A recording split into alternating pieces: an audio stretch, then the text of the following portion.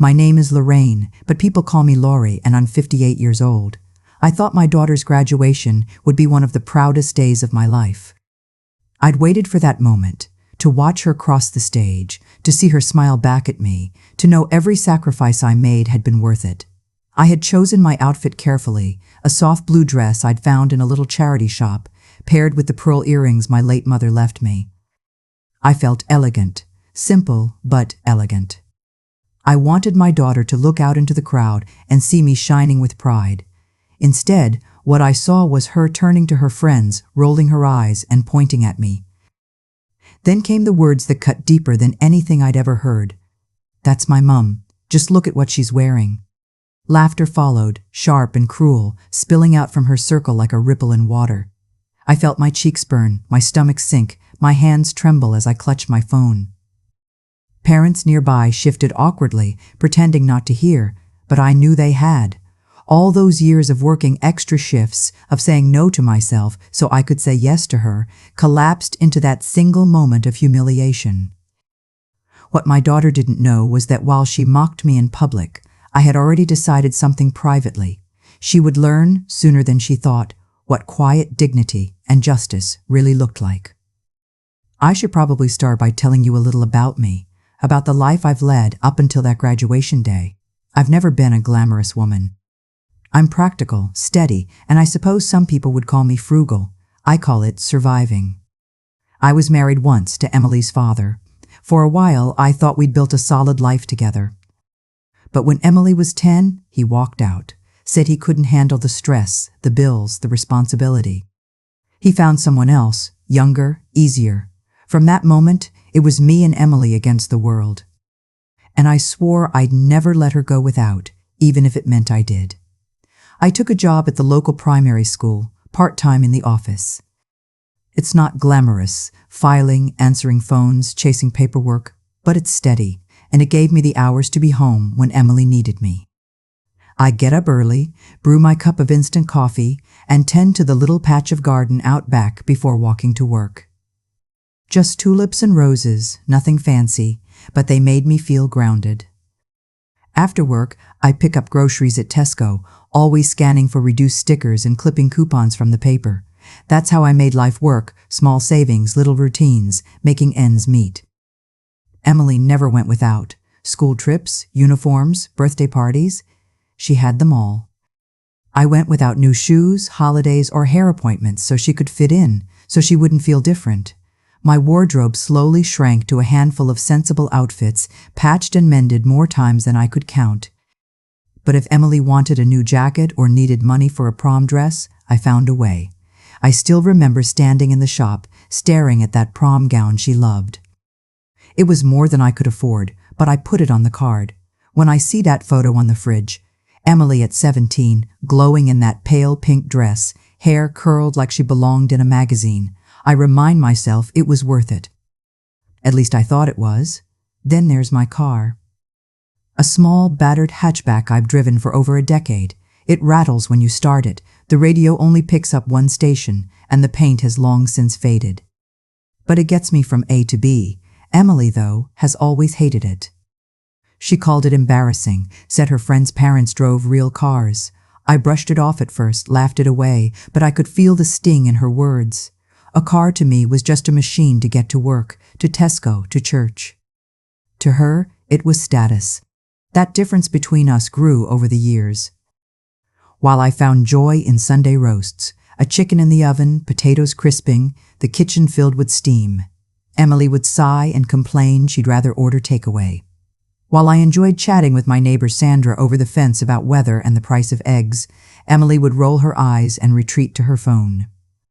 She started to see me less as the woman who held everything together and more as someone holding her back. Still, I kept going. I kept saving, kept putting away what little I could for retirement. I'd sit at the kitchen table in the evenings, glasses perched on my nose, scanning bank statements. I wasn't building wealth, not really, just trying to prepare for a future where I wouldn't have to rely on anyone. That was always my greatest fear, being a burden. When Emily started university, I thought the distance might make her appreciate home more. I packed her boxes, labeled her kitchen supplies, slicked 20-pound notes into her book so she'd find them later. I hugged her tight at the door of her student flat, proud and terrified in equal measure. She promised she'd call, and sometimes she did. But the girl who used to cuddle next to me on the sofa drifted into a young woman who was harder, sharper, always chasing something shinier. Conversation started to change. Emily would mention the cars her friends drove, how their parents had helped them with down payments. She'd say things like, "Mum, when I graduate, I need a proper car, not that rust bucket." I'd laugh it off, but inside, I felt the quiet sting. She spoke of dream cars, sleek and expensive, as though they were just a natural step in life. She didn't see the gulf between what she wanted and what I could give. Or maybe she did, and it embarrassed her. When I found the dress for her graduation, I was proud of myself. I'd searched for weeks, going from shop to shop, looking for something smart but affordable. In a little charity shop, tucked between worn jackets and outdated skirts, I saw it, a soft blue dress, simple lines, fabric that felt elegant beneath my fingers. It wasn't new, but it was beautiful. I paired it with my mother's pearls, the only truly precious thing I owned. As I stood in front of the mirror that morning, I felt ready to show my daughter that her mum, though ordinary, could shine too. I never expected that dress, that symbol of my effort and pride, to be the very thing she mocked. Looking back now, I see the clues.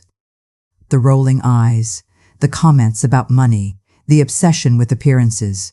I knew she was drifting, but I told myself it was just youth. That deep down, she'd remember everything I had done, every sacrifice. That respect and gratitude would come in time. I was wrong. What I didn't realize then was that Emily's hunger for status, for things that sparkled and impressed others, would eventually collide with my quiet life in the harshest way.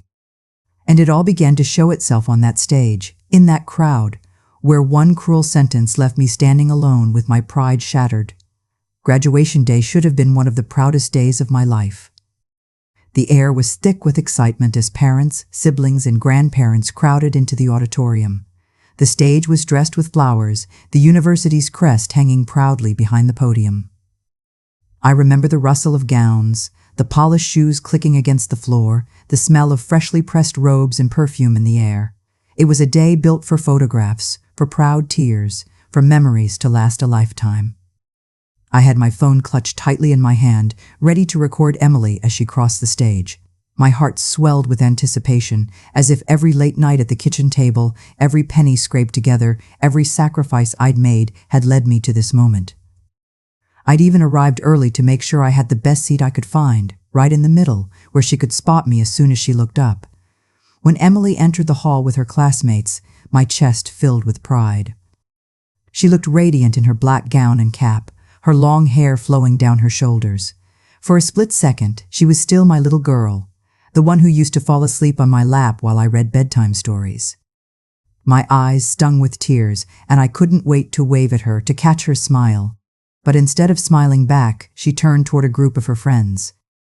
They clustered around her, laughing, chatting, buzzing with excitement. I stood a little taller, wanting her to notice me. And she did, only not in the way I hoped.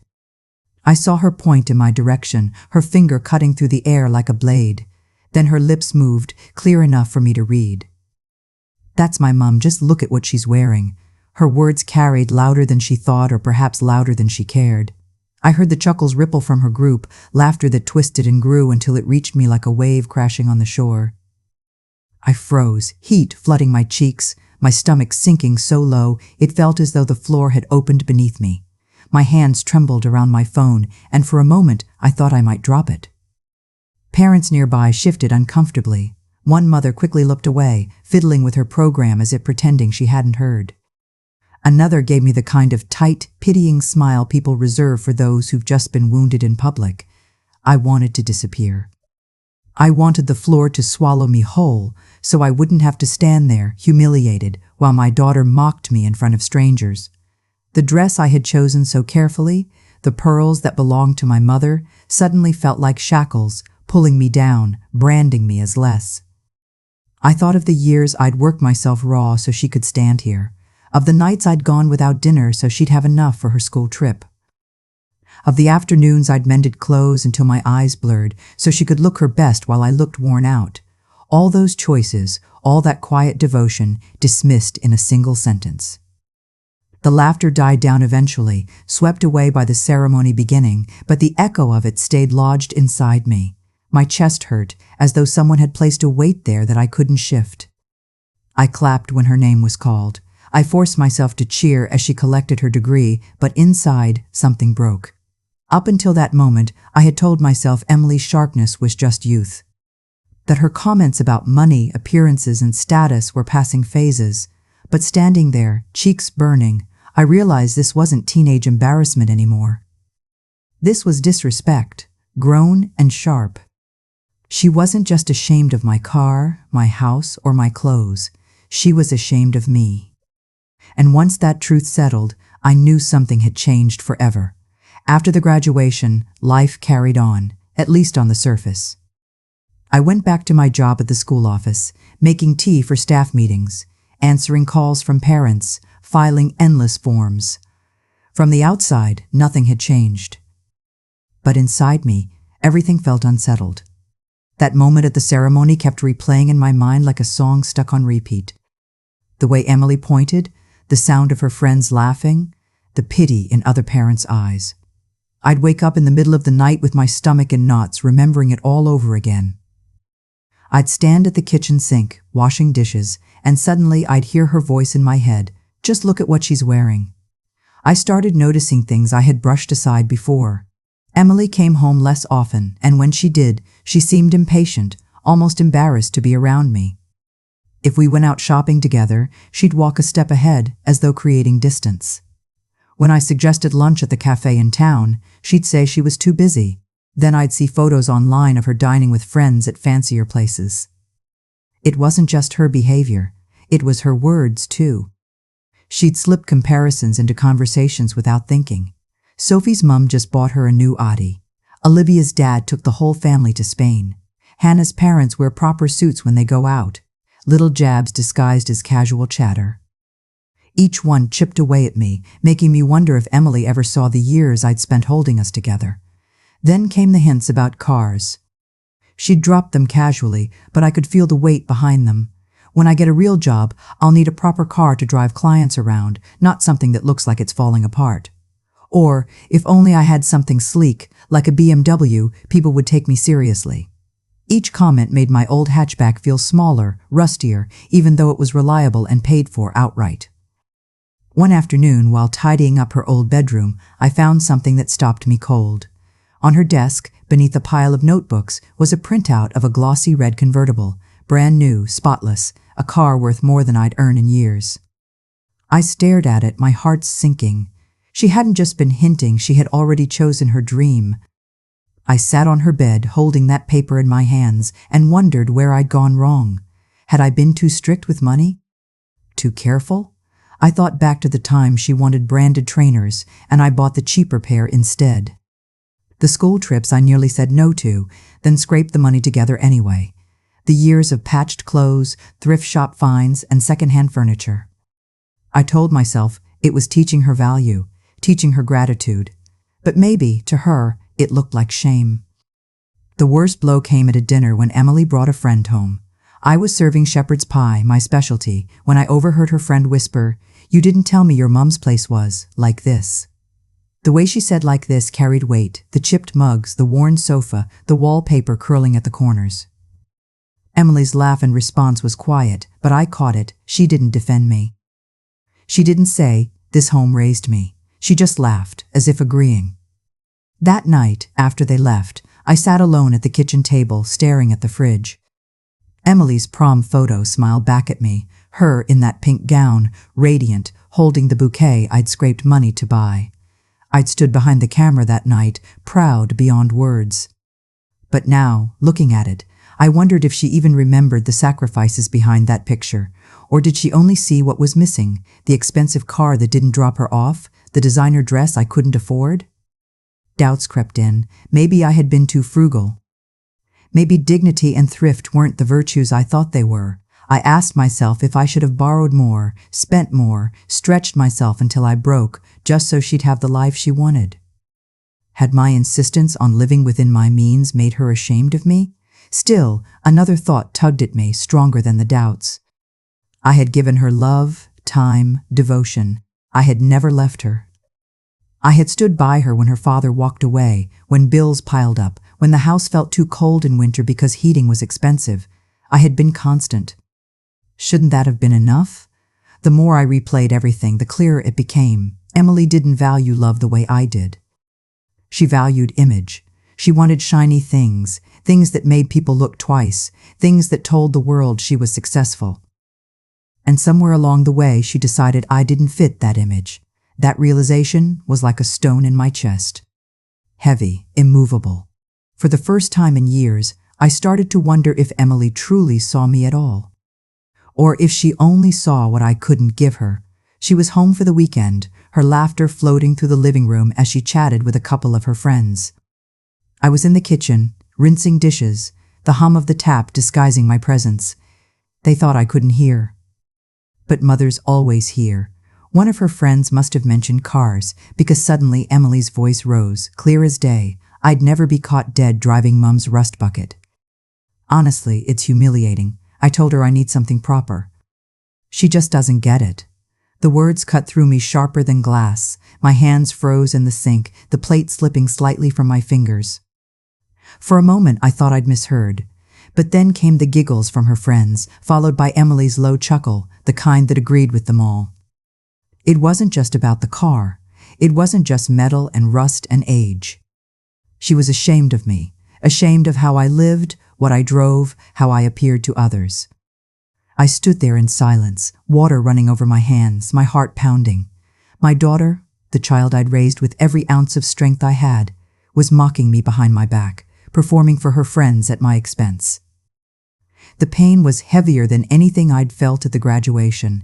That had been public humiliation, sharp and sudden. This was private betrayal, the kind that settles deep into your bones. Because in those words I understood, Emily didn't just dislike what I had. She didn't respect who I was. For a long time, I stayed in that kitchen, breathing quietly, letting the sting wash over me. The instinct in me wanted to storm into the living room, confront her, demand respect. But something inside stopped me. What good would lecturing do? She'd roll her eyes, dismiss me, maybe even laugh again later. No, if I wanted her to understand, I couldn't plead. I couldn't beg for respect. I had to show her what dignity really looked like. That night, when her friends left and the house was quiet, I sat at the table with my cup of tea, staring at the steam rising from it. The old fridge hummed behind me, Emily's prom photo staring down like a silent witness. My eyes drifted to my car keys resting on the counter, chipped and scratched, but still mine. Symbols of everything she mocked, everything she rejected. And then, slowly, a thought began to take shape. A plan, quiet but firm. I wouldn't shout. I wouldn't explain. I would act. I would let her see, with her own eyes, what I had chosen to give and what I could take away. For years I had played small, keeping my head down, making ends meet. But she had no idea what I was capable of when my dignity was on the line. She thought I was powerless. She thought mocking me made her stronger. She had no idea the strength it takes to live the way I have, the choices I've made. That night, something hardened inside me. I knew then I couldn't change her hunger for status, but I could teach her a lesson about respect. A lesson she wouldn't forget. It was in that moment, quiet, alone, with the taste of bitter tea in my mouth, that the seed of my plan was planted. I thought maybe I could reach her with words first. After all, mothers don't stop hoping even when they're hurt. One evening, as we sat in the living room, I tried gently. "Emily," I said, folding laundry, "do you remember how proud you looked in your prom dress? I worked extra shifts to get that for you. Do you ever feel grateful for those things?" She didn't even look up from her phone. "Mum, stop. You're acting like I never say thank you." "I do. But honestly, you don't need to bring up old stuff all the time. It's embarrassing, embarrassing." That word again, circling me like a wasp. I let it go. For the moment. A week later, I tried again, this time at breakfast. I'd made her favorite scrambled eggs and toast, like I used to when she was a teenager rushing out the door. I set the plate in front of her. "You know," I said carefully, "respect goes a long way in life. Not just for strangers or bosses, but for family too." She sighed, stabbing her eggs with a fork. "Mum, please. You're overthinking everything. You act so dramatic. Honestly, sometimes it feels like you enjoy playing the victim." The words lodged in my chest like stones. I wanted to shout, to remind her of everything I'd given up. But instead, I smiled faintly, cleared her plate when she finished, and said nothing. It wasn't long before her criticisms sharpened. One Saturday, we went shopping together. At Tesco, I reached for the store-brand pasta, slipping it into the trolley like always. Emily frowned. "Why do you always do that?" "You act poor, Mum. Everyone else's parents buy decent brands." "It's not like pasta is expensive." I froze, fingers still wrapped around the cart handle. She had no idea what those words meant to me. Acting poor. The truth was, I wasn't acting. I was careful because if I hadn't been, she wouldn't have had her education, her dresses, her chances. But in her eyes, thrift was shameful. My sacrifices weren't stepping stones, they were weights she despised. And then, as if to crown her disdain, she started pressing harder about the car. Her dream car. She dropped hints every chance she got. "Mum, imagine me driving something sleek, like a BMW. It would make interviews so much better. People would take me seriously. Mum, don't you think after graduation I deserve something more? I've worked hard, you know, worked hard." She had no idea. At first I laughed it off. "Emily, I drive the hatchback and I manage just fine. Cars don't define you." But she bristled, arms crossed. "That's easy for you to say. You're not trying to make something of yourself. You don't get it, Mum. You've never cared about image." She was right. I'd never cared about image. I cared about food on the table, bills being paid, her school trips, her future. The final blow came one evening when the air between us finally snapped. She stood in the hallway, her arms folded, her tone sharp. "You embarrassed me at graduation," she said bluntly. Everyone was staring. The dress, the car you showed up in, everything. "You owe me better than that.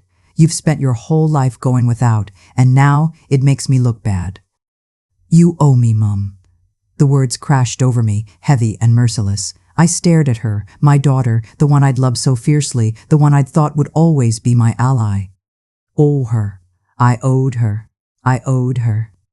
I wanted to scream, to remind her of the nights I cried alone, the meals I skipped so she could eat, the loneliness I endured when her father left and I chose not to collapse. But the scream never came. Instead, I stood there silent, every nerve trembling with restraint. Because in that silence, I realized something. If I answered her with anger, I'd lose. If I begged, I'd lose. The only way forward was with dignity and action. So I swallowed my hurt, nodded faintly, and let her think she had won. But inside, a storm was gathering. That night, I sat in my room, staring at the photo of her prom pinned to the fridge downstairs, the pearls still resting in their little box, the car keys lying on the dresser, symbols, all of them. My life, my choices, my sacrifices, Emily believed I owed her. But soon, she would learn that the only thing I owed myself was respect, and I would claim it back, piece by piece, no matter how it broke her illusions.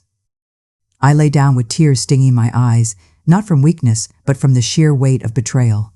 My love for her hadn't gone, but it was changing shape, hardening into something sharper, more resolute. A mother's love is fierce, but when it collides with betrayal, it becomes unshakable. She thought she knew me. She thought I was soft, easy to mock, easy to bend. But she had never seen what I was capable of when dignity was at stake. The conflict was no longer just about a car or a dress. It was about respect. And I would not be silent much longer. The day I finally acted, I did it with the same quiet deliberation I'd used all my life. No speeches, no warnings, just patience.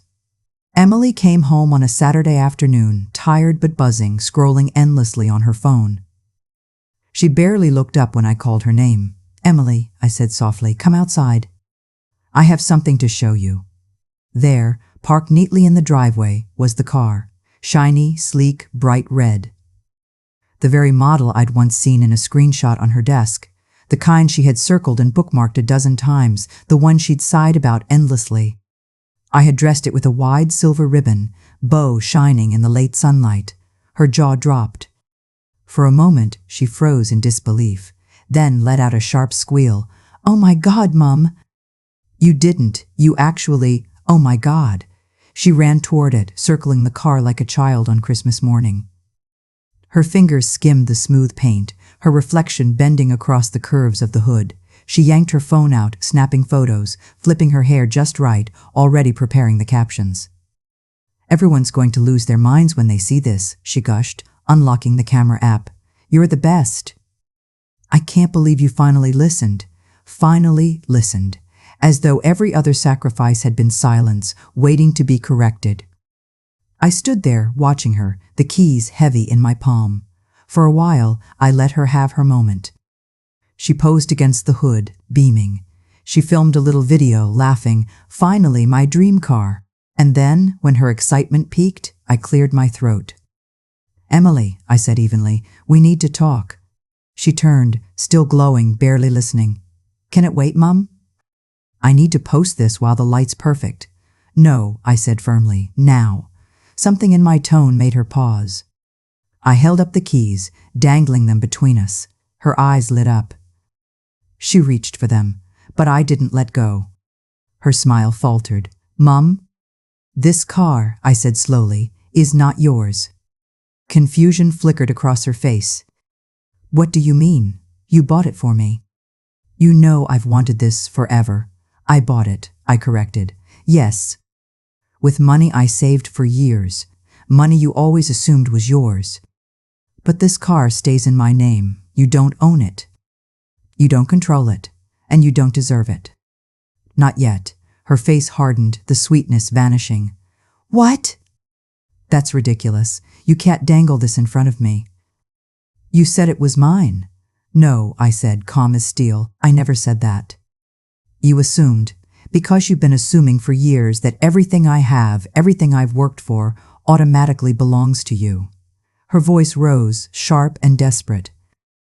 "Mum, come on, don't do this. I need this car. Everyone's going to expect me to drive it." "Do you know how stupid I'll look if you—" "Stupid?" I interrupted, my voice finally rising. "You talk about looking stupid? You mocked me at your graduation, in front of strangers. You rolled your eyes at the dress I wore, the one I chose with care, with pride. A dress I bought because I wanted to look beautiful for you, and you called it cheap." Her mouth opened, then shut. I pressed on. "You laugh about my car with your friends. You say I act poor, that I embarrassed you.